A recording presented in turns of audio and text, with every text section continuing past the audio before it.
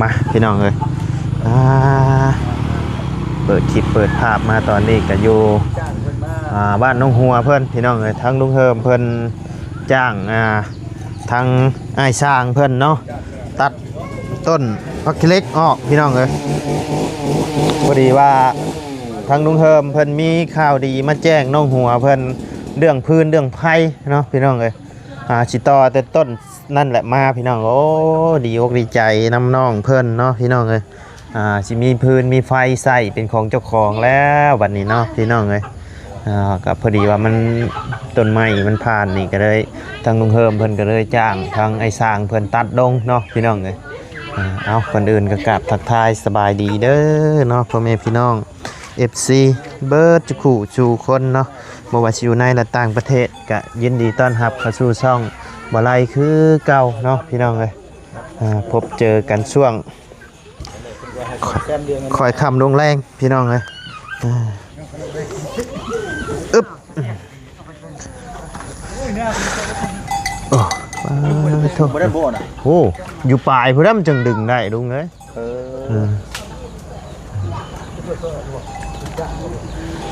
ลงห้วยก็อันตรายจ้างเพิ่นในราคาเท่าไรนี่ดูโดยอันว่า300,000เพิ่นว่า300,000สบายดีเด้อพี่น้องเด้อโดยโอ้ทั้งลุงเฮิมแจ้งข่าวดีเรื่องไฟเนาะลุงเฮิมเนาะก็เลยให้เพิ่นตัดต้นไม้ก่อนพี่น้องให้เพิ่นฝากเงินมาตอนแรกว่าให้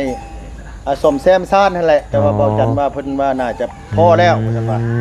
โดยสบายดีหัวหยองเลยเนาะวันนี้เนาะแข่งฝนมาเตะเอาดีๆเด้อไอ้เด้อระวังเด้อมืดซ้ำฝนตกพี่น้องเอ้ยสูงซ้ำภาพกับมืดๆเด้อพี่น้องเด้อมืดผ้ามืดฝนเนาะ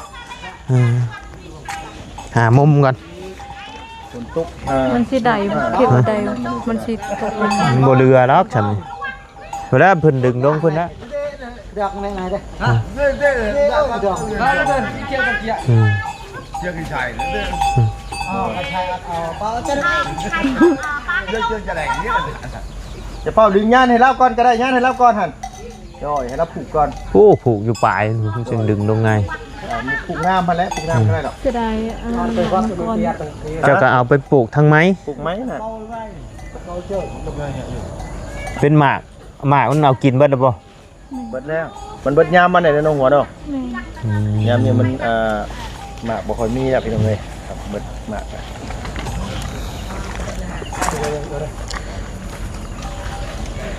ตัดออกเบิดเราไปยังแถวนี่บ่ได้แล้วมันใบกินอันว่าใบกินใบน้ำเอาแล้วมันใหญ่แล้วสายพายผ่านนี่แล้วมันอันขึ้นตอนออกอยู่แล้วค่อยว่าน่าจะตอนออกอยู่แล้วอันนี้นี่คือเพิ่นปลูกบ่นานเดี๋ยวเพิ่นบ่ได้ปลูกบ่หัวเพิ่นปลูกไว้บ่เดี๋ยวเพิ่นบ่ได้ปลูกไว้เดี๋ยวมันเกิดธรรมชาติบ่โดยต้นไอ้ขี้เล็กมันเกิดเองธรรมชาติเนาะน้องหัวนิบไม้หน่อยลุงเฮิมเป็นคนซื้อว่าไล่เป็นผู้ใช้พี่น้องไงก้นโทรศัพท์ก่อนใช้บ่ได้เนาะโอ้ยซื้อราคาเด้3-4 หมื่นโอ้ยก้นมันเสียพี่น้องเลยวาสนาดีเนาะลุงเนาะวาสนาต้องสิบ่ได้กอดไผมีแค่ใจชมเพลงเลยวันนี้ย่องนะเฮ็ดได้ซะเนาะพี่น้องเนาะมันจำเป็นเด้ขมักนะแบบนี้มันใส่บ่ได้เด้วาสนามันได้แต่ซ้ำนี่เด้อันตอนนั้นซื้อมามันยังบ่พอเดือนก็ตกน้ำไปเปลี่ยนเบิด6 ล้านใส่บ่ได้ตายโคโลคือเก่าโอ้ยเนาะบาสนาได้บ่มันลงทางนั้นบ่ได้บ่ต้องได้ดึงหลายคนเนาะไปตายแล้วโดย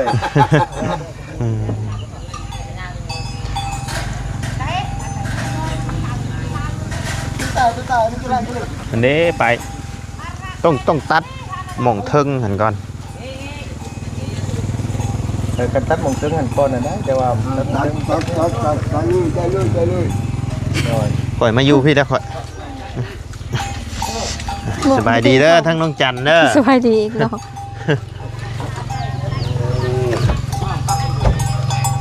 สิบ่กินข้าวบ่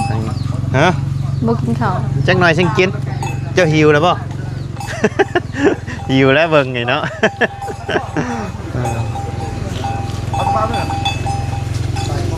เอาเพิ่นเอาทั้งเทิงกันเนาะมาอยู่พี่แหละ เอางานนี่ลงก่อนไม่ได้เอางานนี่ลงนี่ก่อนไม่บ่ได้บ่อ๋อโดยเอาตัวลงก่อนเนาะตัวซูนี่เนาะ ยับเลย เรา ดู ไม่ได้ เลย เนี่ยเอ้ยตีเนาะพาไปตีช่วยเนาะ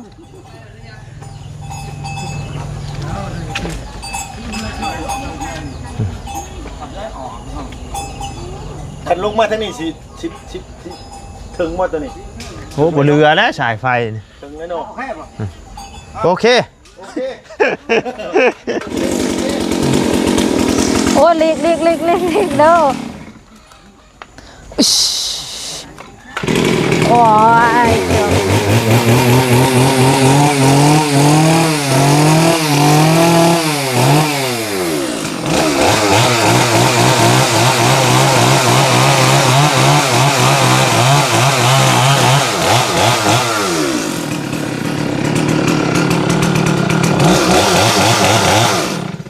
นะ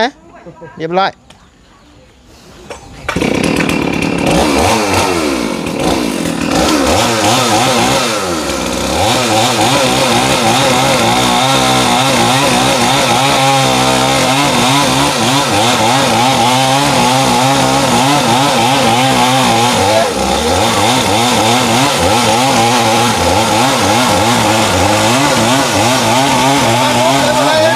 นะ ทางลบได้ป่ะ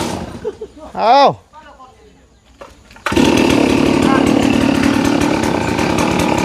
หัว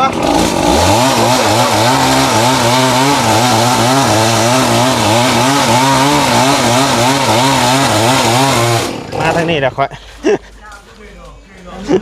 มาพี่เด้อมาพี่เด้อ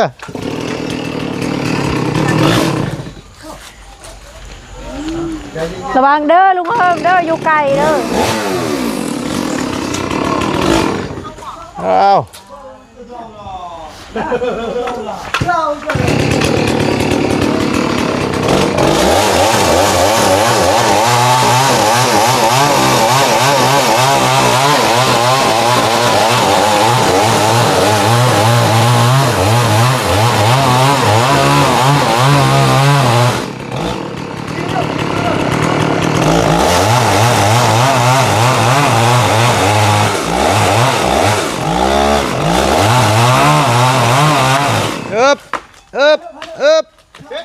เฮ็ดโอ้ยบาทนี่ ขมังในบาทนี่ เรียบร้อยบาทนี่ ปรึกษากันชูเจ้าบาทนี่ ขมังนี่กับโมแห้งบาทนี่ แล้วมีแต่ตัดตัวนั้นแหละ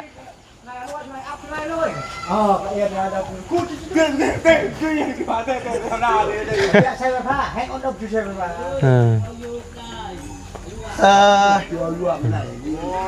เพราะคันเรายืนทั้งนี้นะทึกกินนี่ โดยคิดหวังแล้ว เรียบร้อย มันสิถึกว่าสายไฟ โดย นายจนกิตตาเปล่าเงินจนกิตตา บักมีแต่ว่าขึ้นมาแท็กงานนี่นะ มันดีดได้ มันดีใช่ป่ะนี่เนาะ เนอะเรียบร้อยแล้วฮะ เรื่องเชื่องายมาเลยไปเลยไปเลยเจาะลงทางเกี่ยวกับเรื่องการนี้วันละไม่ไปห้องไหนไม่ไปโอ้เดี๋ยวทุกคนหรอจ่อครับคือจ่อครับโอ้หนู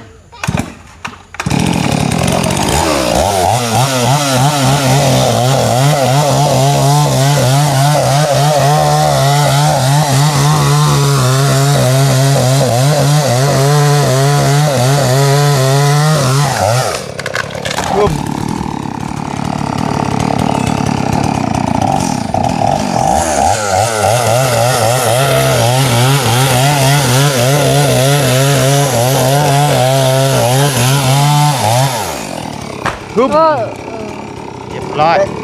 ได้จูไพ่หลายเติบอยู่ดอกไปที่นี่นะ ได้เฮ็ดพื้นเด้อ ตัดทิมรถต้นน้อยๆต้นนั้นกะตัดทิมรถต้นนั้นน่ะดีว่าบ่ตัดบ่ตัดรถแล้วเฮาอ่ะ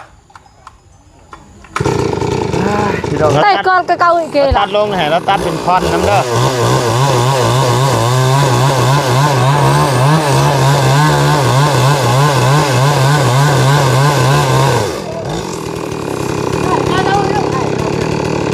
พ่อเดือนจะพ่อเดือนเดี๋ยวกินรถปาดหน้ามันก่อนพังเล่นก่อน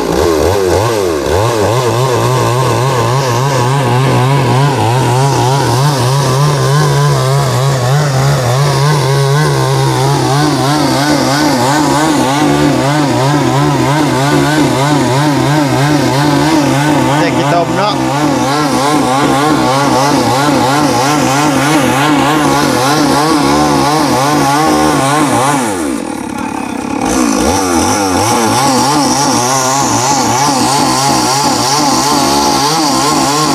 กล้าเข้าใกล้ได้บ่ไรกับพี่น้องเลย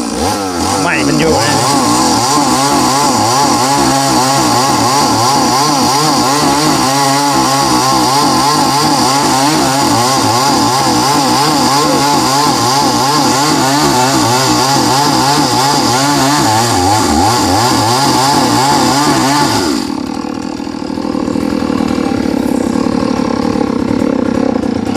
เอาดีๆนะ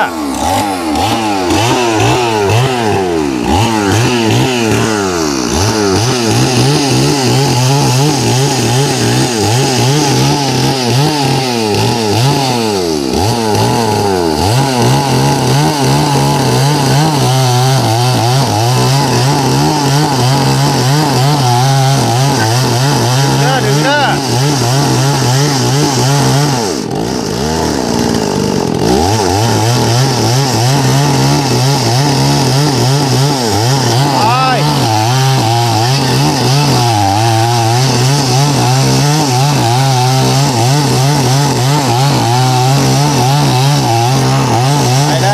ไปแล้ว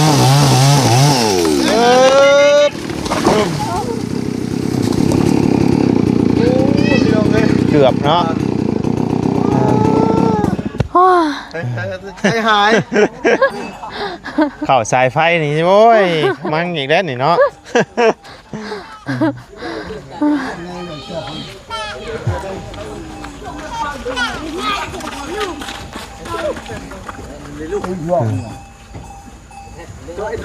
ถือว่าให้เราเกียนเป็นท่อนให้เด้อ ตัว ได้ดีเพิ่มเลยเนาะมีแต่ว่าเป็นตัดออกจากทางนี่แหละ ยังเดือดตัวนี้ก็เอาลงแต่ปะ เอาลง ตัวนี้ก็มัดเลยดึงลงมาทางนี้ มันลืมแล้วนะ เอาแม่อันนั้นคืออันนี้ไปปลูกต่อฮะ ชิโน่ทำไมเจ้าชิโน่ เอ็มเปรี้ยวมาจัด เราจูบอ่ะเด้เด้เด้ดาวเนี่ยจะเอาเงินตีเลยเอาเตะเลยเจ็บโดดเนี่ยอะไรเด้เอาเลยเดี๋ยวเอาเดี๋ยวเอาเลย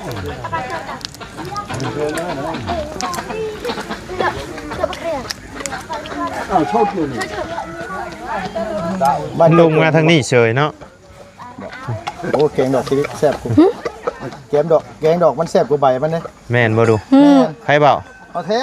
น้องเขาไม่ได้ใส่ เอาอีลีก็ลุงเคยกินว่าอีลีได้นี่นะต้มได้เขากับไปแกง มากมันกินได้ป่ะ มากมันกินมาได้กินได้แต่ดอกมันดอกมันนี่แซ่บ ไอ้นังกะไก่ แต่มันโบราณที่มาแก้วมังกร เอาไปปลูก หรือปลูกไม้พี่น้องเลย ตัดโอเคเปื่อยบาร์แบะไปแบะ เอาปลูกบ้าง มือเปื่อยบาร์แบะไปแบะช่วย พี่น้อง มันยาวนะหยิบป่ะตั้งกี่ใบนึง มันมุดเลยเด้ แห้กับกูดแช่เฮ้ยประการใน ไอ้ลูกไปจ้าใช่ไหมล่ะ ไอ้ มี เต็ม แต่ หายป่วย ทีมงานช่างเนี่ยช่างเนี่ยนี่เนาะ เสียไปปลูกใส่นางหลายแท้ พอท เอาเก็บไว้ ชื่อต้นไหนบัดที่นี่ เอาแล้วนะเอาได้ลายแล้วพ่อ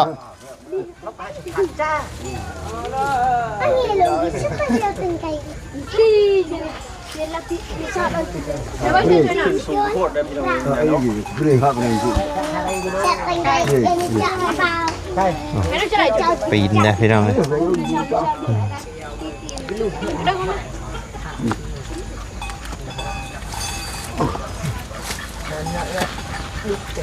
ำน่าจะจอกปลาไหล ระวังประตูลุ่มนะเด้อ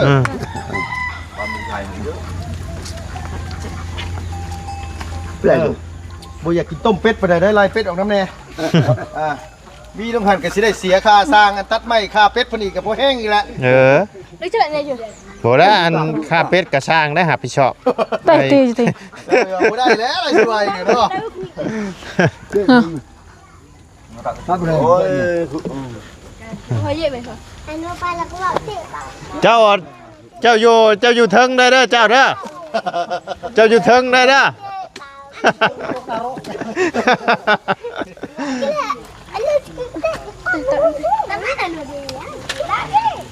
เดี๋ยวจะให้ทั้งดุมตัดเลยเจ้าฮะ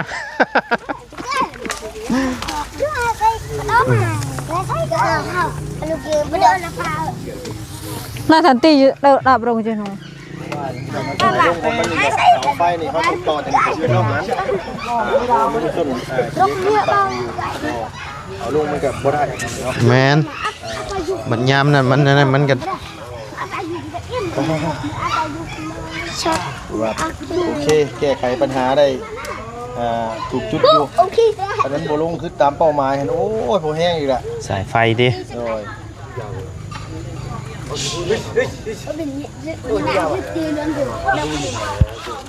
เป็ดแพ้น่ะเอาออกไหม หนูรับผิดชอบให้นั่งเด้อใครอยู่บนพื้นนี่บ่เล็กบ่ได้ถึงเลขอยู่ ฮะ ใครอยู่เจ้าถึงเลขอยู่บนพื้นนี่ว่ะ เจ้ากระถือโอแมนบ่ ช่วยพ่อก่อนนี่เด้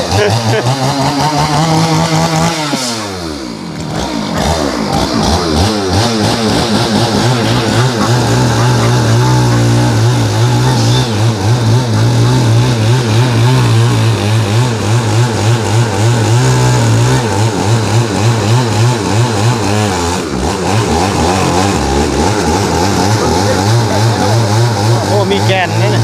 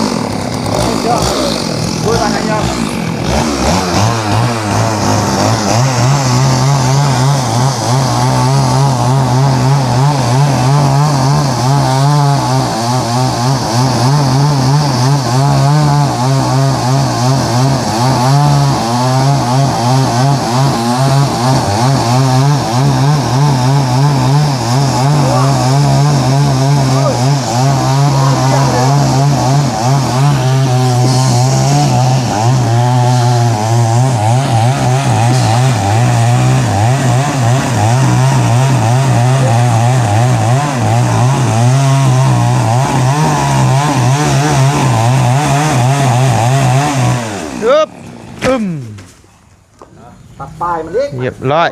ตัดปลายมันแบบนี้นี่จะเกียนปลายออกให้อันว่าทั้งลูกหลานแล้ว เดี๋ยวเพิ่นเกียนเป็นท่อนเด้อบัดนี้ ยอมรับพี่น้องเอ้ยเฮือนกับจวดจ้าดเฮ็ดของน้ำกับรวดเร็วตัดไม้กับข้าวเดียวบ่ฮอดสักชั่วโมงหมดสักเช้านาทีเรียบร้อยเบิดน่ะ เก่งอีหลีทีมงานสร้าง ว่องไวเนาะ ว่องไวอีหลีนะได้ใจอีหลี ทันใจ ทันใจพี่น้อง ทีมงาน ที่แรกว่ามื้ออื่นบ่ ฮะ ที่แรกว่ามื้ออื่น ที่แรกว่าสิเอามืออื่นบ่เอามืออื่นเลยเอามือนี้เลย เอามื้อนี้เลย ปรับเลยบ่ฮอดจะ20นาที เลย เท่าเดียวเอาเดี๋ยวให้ทั้งไอ้ช่างเพิ่นตัดเกรียนก่อนพี่น้องเอ้ย เดี๋ยวตามนั่นเลยเนาะ หน่อย ทั้งสร้างกินข้าวแล้วบ่สร้างเอ้ย